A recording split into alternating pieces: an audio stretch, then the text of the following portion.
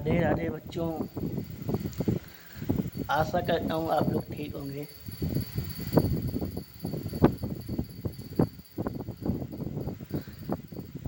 आज मैं लास्ट में बोलने से पहले ही शुरुआत में बोले देता हूँ कि अगर आपको यह वीडियो अच्छी लगे तो आप इसको कमेंट, लाइक, सब्सक्राइब और शेयर जरूर करें।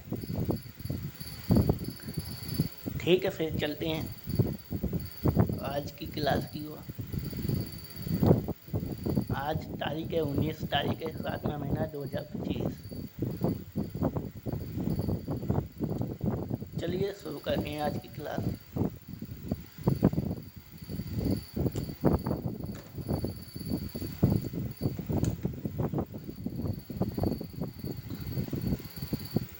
लास्ट यानी 5वीं परिभाषा है मोल प्रभाज्य। आपको दिख रहा है ना?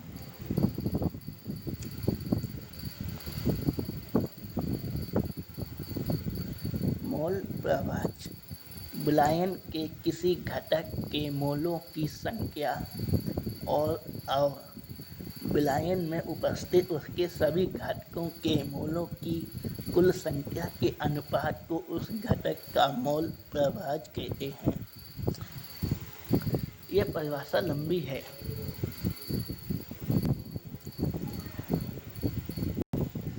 लेकिन उतनी ही आसान भी है। विलायन के किसी घटक के मोलों की संख्या और विलायन में उपस्थित उसके सभी घटकों के मोलों की कुल संख्या के अनुपात को उस घटक का मोल प्रभाज्य कहते हैं। विलय का मोल प्रभाज्य ये है और विलायक का मोल प्रभाज्य ये है। इसमें दो आएंगे ना, विलायक और विलय। और जहाँ जो W है ना, ये स्मॉल W है, बड़ा वाला नहीं, ये याद रखना। स्मॉल है, कैपिटल नहीं है, स्मॉल W। विलय का ग्राम में भार, यानी जो ये दिख रहा है ना, यही है विलय का ग्राम में भार। विलय का भार ग्राम में। और जो ये स्मॉल m है, जो m है स्मॉल वाली, उसे प्रदर्शित कर रहा है विलय का आनुभाग। यानी कहने का ये है विलय का भार बटे विलय का आनुभाग ग्राम में। विलय का भार जो रहेगा, आनुभार नहीं, केवल भार, वो है ग्राम में, और अनुभार तो अनुभार जैसा होगा वैसे ही ठीक है। समझ रहे हैं ना? और फिर ये कैपिटल M आता है, सॉरी कैपिटल W आता है। आपको दिख नहीं रहा, कोई बात नहीं, अब दिख रहा होगा। ये कैपिटल W विलायक का भार ग्राम में या विलायक का ग्राम में भार, बात एक ही है, ठीक है ना? M कैपिटल है, विलायक का आनुभार, ठीक है ना? विलायक का ग्राम में भार और विलायक का आनुभार, ये चार चीजें हैं, ठीक है ना? ये आपका सूत्र है, इन्हें याद कर लीजिए, बहुत ही इम्पोर्टेंट है। इसको भी इसके लिए एक कंडीशन और है। किसी विलायन में उपस्थित विभिन्न पदार्थों के मोल प्रभाज्यों का कुल योग एक होता है। समझने की कोशिश कीजिए ना कि किसी भी विलायन में उपस्थित विभिन्न पदार्थों के मोल प्रभाज्यों का कुल योग एक होता है।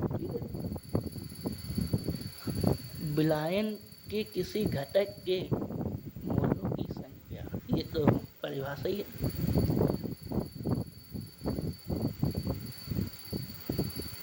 यदि किसी दो अंगी विलायन में विलय के n मोल और विलायक के n मोल, जो विलायन में विलय n मोल है वो मोल जो है वो स्मॉल है, और विलायक के लिए जो मोल n है वो कैपिटल है, उपस्थित है तो विलायन में ये सूत्र है।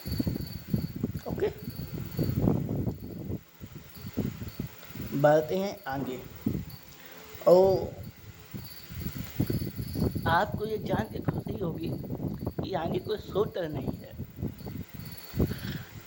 आगे दिया जा रहा है ये सब क्यों काम आ रहा है, यानी ये सूत्र हम क्यों याद करें, इसका प्रयोग कैसे होगा, इसीलिए खास आप लोगों के लिए उदाहरण लगाने जा रहा हूँ। उदाहरण से समझेंगे ये कैसे प्रयोग होगा, कहाँ पर काम आएगा। चलते हैं फिर देखते हैं पहला उदाहरण।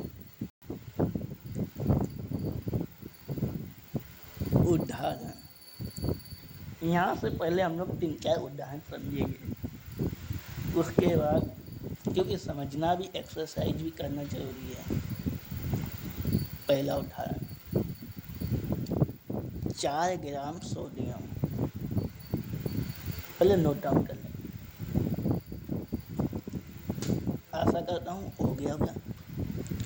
4 ग्राम सोडियम ऑक्साइड को जल में घोलकर विलायन का कुल आयतन 250 ml कर दिया गया, मिलीलीटर करके ml कर दिया, बात एक ही है,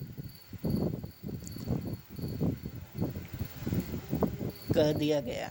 विलायन की नॉर्मलता ज्ञात कीजिए।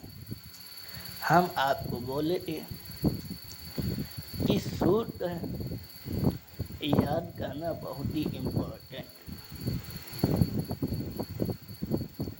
अगर आपने याद किया होगा तो अच्छी बात है, और नहीं अगर याद किया है तो अभी भी टाइम है, याद कर लीजिए। चलते हैं फिर लगाते हैं इसको।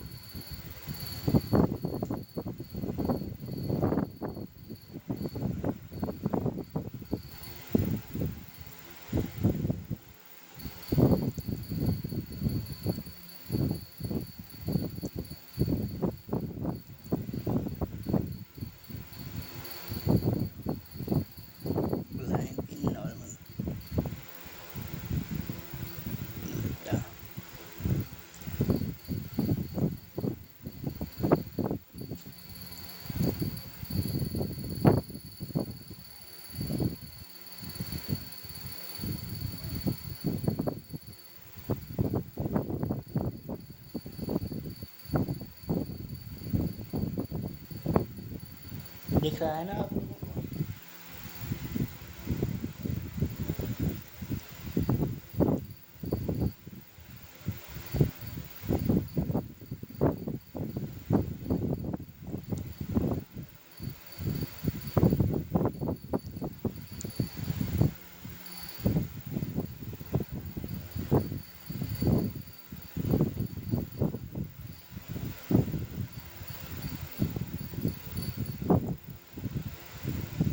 और आयतन किस में आएगा, लीटर में, तो L बना देते हैं।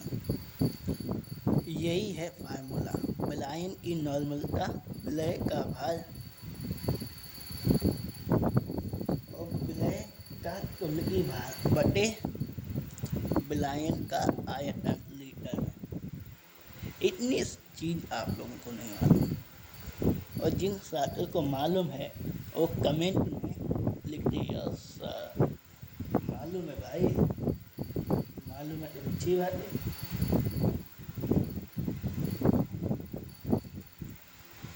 सोडियम ऑक्साइड कितना है हमारे पास,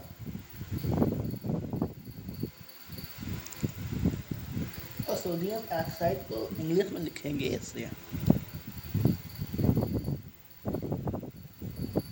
बराबर 4 ग्राम है ना, या का भार।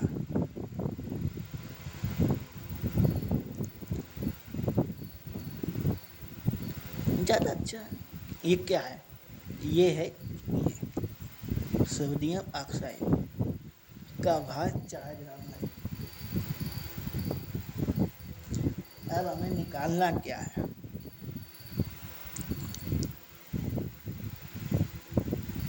अब हमें निकालना पड़ेगा, तो लिखिए, क्योंकि ये तो विलय है ना, विलय, इसको क्या बोलेंगे? विलय है। और अब निकालना है हम लोगों को विलय का तुल्यकीय भार। तो कैसे निकालेंगे, आइए देखते हैं।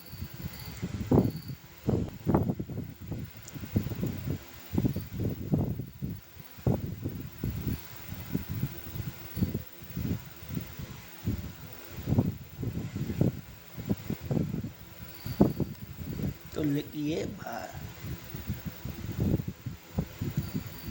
बराबर NaOH का अणु भार,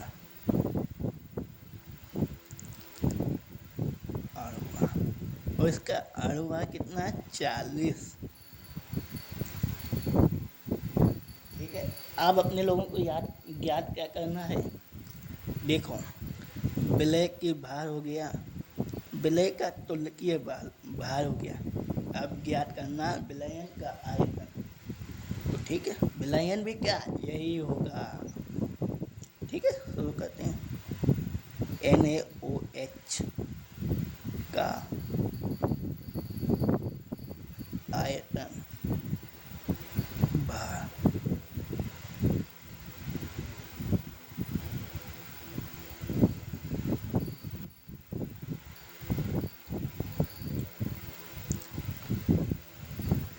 दो सौ 50 है ना आयतन, और लीटर मिलीलीटर में है तो भाग कर देते हैं 1000 का।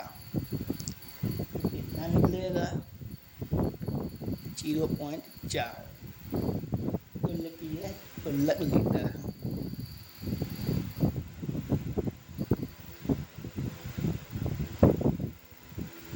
तुल्यक प्रति लीटर।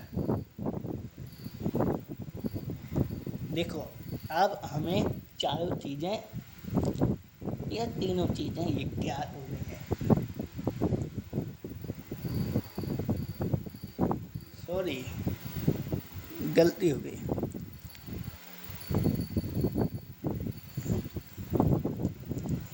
0.25% और लीटर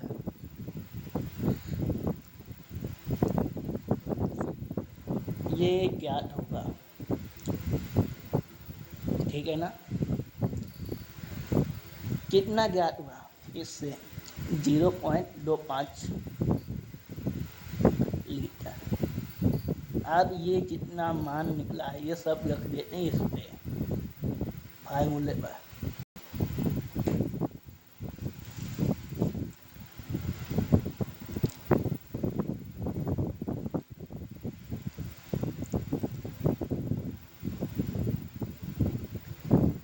अब NaOH विलायन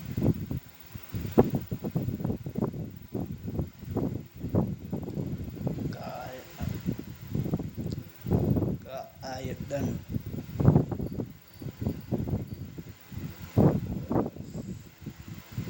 फिर से गड़बड़। मुझे पहली बात तो यहाँ पे लिखते नहीं पाया, इसीलिए दिक्कत हो है। विलायन की नॉर्मलता लिखनी थी, आयतन लिख दिया। विलायन की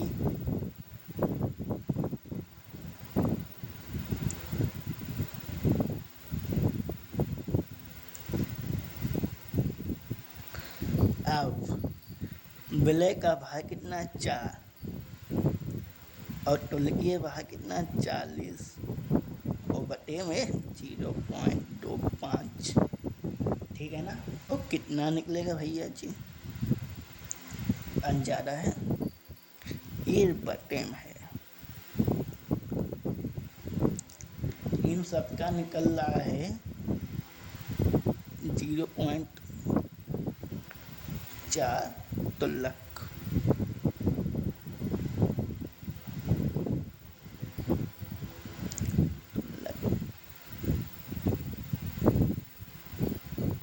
प्रति लीटर, ठीक है ना। ओ सॉरी, आपको दिखा नहीं, ठीक है ना। अब आप लोग समझ गए होंगे।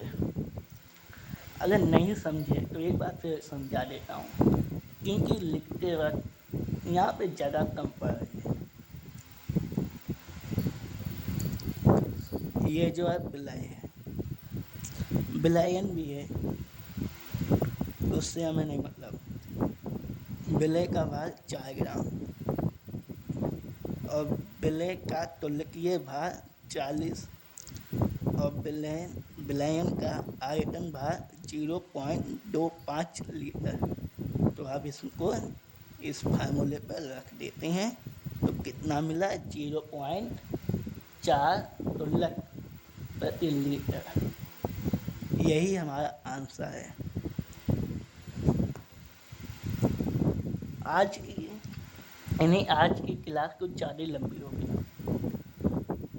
ठीक है। फिर मिलते हैं अगली क्लास में, तब तक के लिए राधे राधे।